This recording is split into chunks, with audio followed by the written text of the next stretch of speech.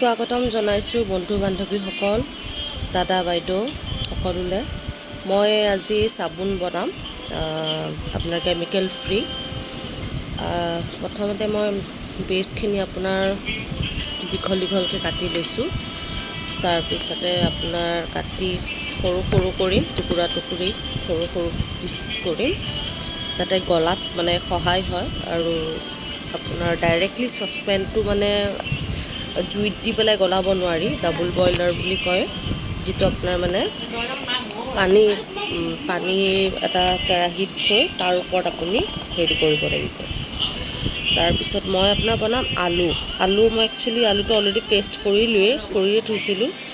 তো মই সেই পেষ্টটো এতিয়া আপোনাক দেখাইছোঁ। আলুৰ পেষ্টটো মানে ৰাখি ইফালে মই আপোনাৰ পানী গৰম কৰিব দিছোঁ কেৰাহী এখনত। পানী গৰম কৰিছোঁ। তাৰপিছতে মই যিখিনি কাটি থৈছিলোঁ বেছ, সেইখিনি মই এতিয়া তাত দি দিম। দি দিয়াৰ পিছত অলপ সময় লৰাই থাকিব লাগিব। লৰাই থকাৰ পিছত সি গলি যাব, কিন্তু ডাইৰেক্টলি যদি গেছৰ ওপৰত তুলি দিয়া হয় তেতিয়াহ'লে জ্বলি যোৱাৰ সম্ভাৱনা থাকে। তো সেইকাৰণে আপোনাৰ পানীৰ ওপৰত দি লৈছোঁ।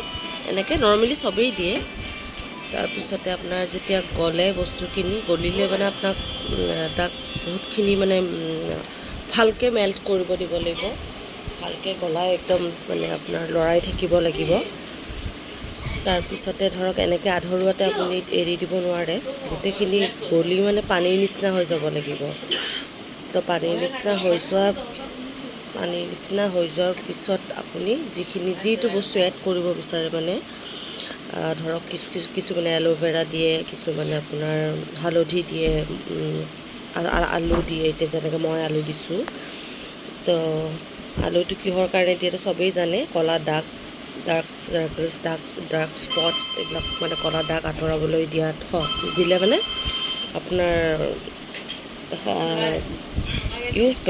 ব্যৱহাৰ কৰিলে বস্তুটো আপোনাৰ দাগবিলাক যোৱাৰ সম্পূৰ্ণ সম্ভাৱনা থাকে। আৰু মই আলুৰ ৰসখিনি মিক্স কৰি দিলোঁ। মিক্স কৰি এতিয়া গলাই মানে যিখিনি মেল্ট কৰিছিলোঁ আপোনাৰ পেষ্ট, তাতে মিক্স কৰি এতিয়া অলপ কালাৰ দিছোঁ।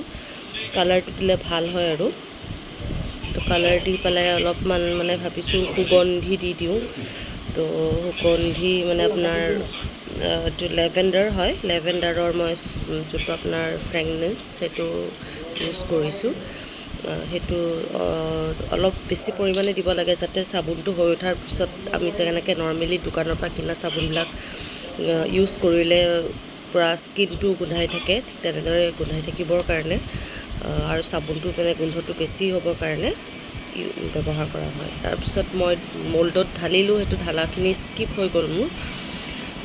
তাৰপিছত এই ফেনটো নহ'বৰ কাৰণে, যেতিয়া ঢালাৰ পিছত ফেন হয়, ফেনটো নহ'বৰ কাৰণে এটা স্প্ৰে পোৱা যায়, স্প্ৰেটো মই দিলোঁ।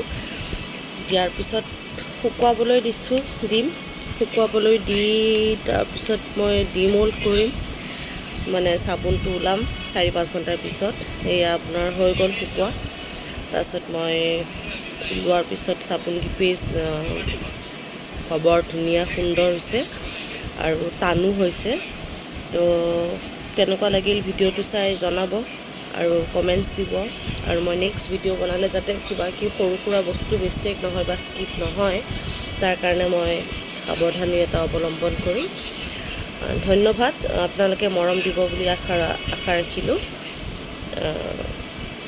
মোৰ ভিডিঅ'টো পাৰিলে ছাবস্ক্ৰাইব কৰিব আৰু লাইক কৰিব, শ্বেয়াৰ কৰিব, কমেণ্ট কৰিব। Thank U.